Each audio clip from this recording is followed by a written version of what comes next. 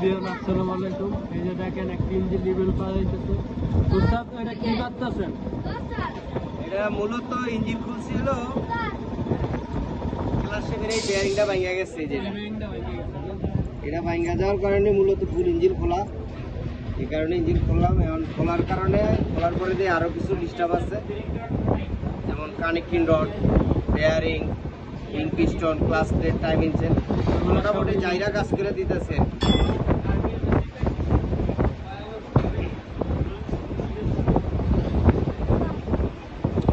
নিয়ে আসো।